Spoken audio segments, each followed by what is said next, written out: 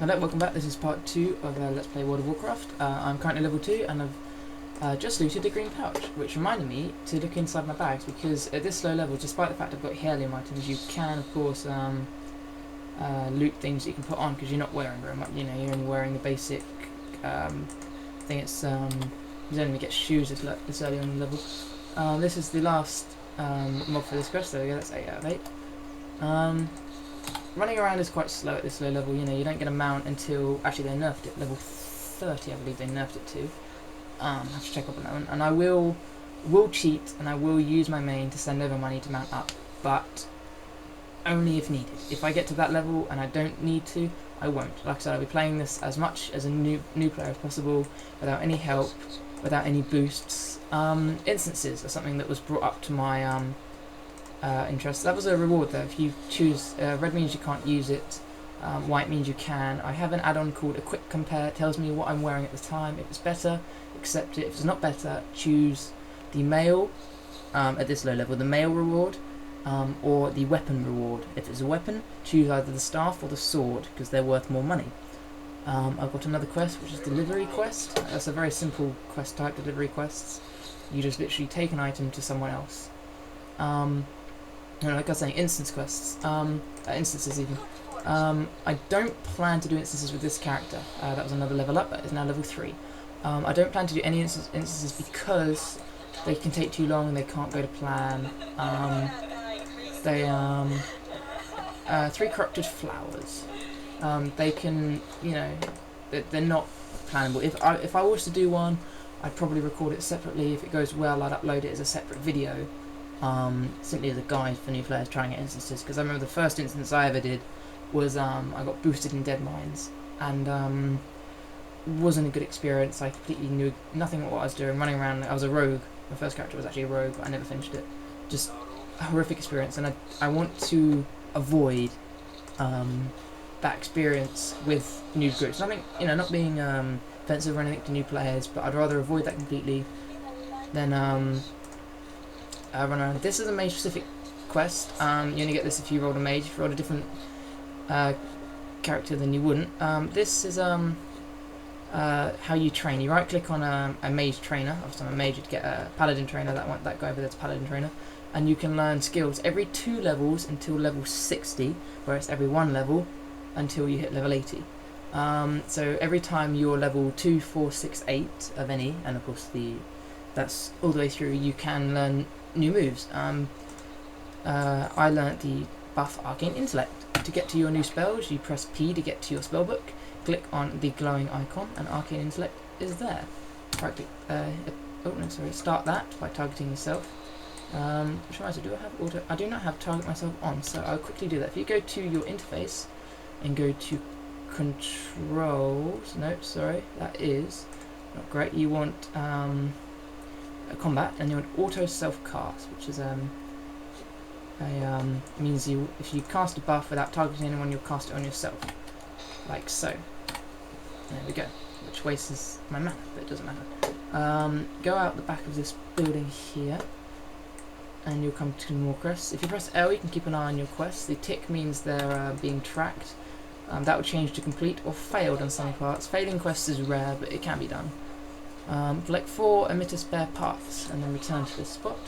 This quest is asking you to use your notification on 6 Nesselwood Alkin. Alkin are Moonkins, one of my favourite models in the game. Despite the fact rolling a druid, I refuse to play a Moonkin spec druid, even though I do love them in the game because I just find them amusing.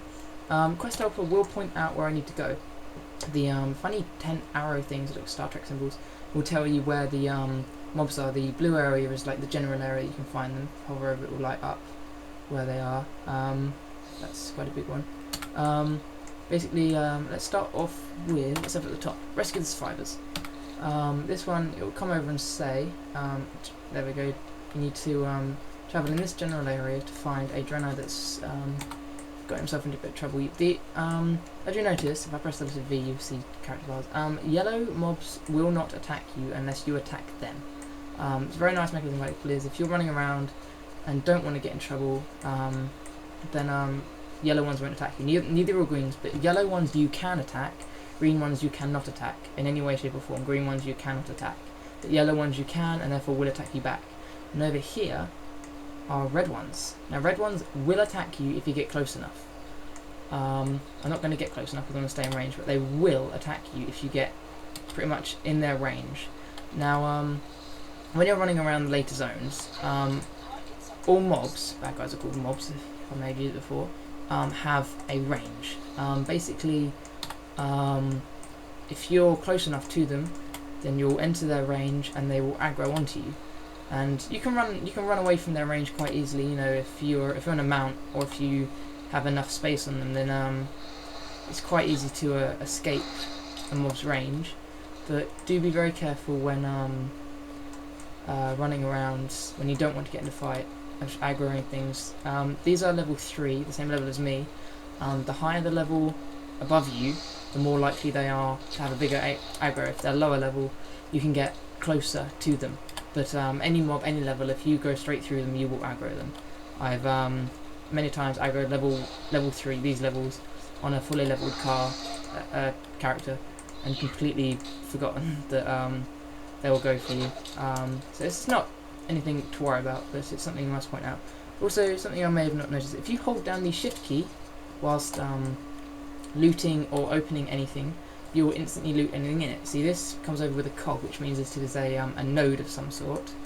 If you right click on the node, it will get a casting bar and you can loot what's inside it, and you get the corrupted flower. That's part of the quest. If you hold down the shift and right click on the node, you'll instantly loot what's in it, which is very convenient when you're in a rush or if you just want to get things done. My mana's replenished. I'm going to take out a few more of these lashes. You need Burning Crusade expansion pack to play Adrenai to enter this area. I don't expect anyone that has bought WoW not to have it, because sometimes it comes bundled with it. It's general knowledge that if you want it, you have to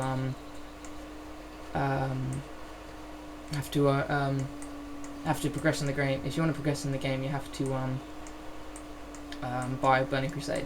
But something I will note, as soon as I hit high enough level, I will skip what's left of the Azeroth content and go into the Burning Crusade content. Same with Wrath of the Lich King. As soon as I hit a respectable level to leave the area, then I will flee, because the further I progress, the better it is.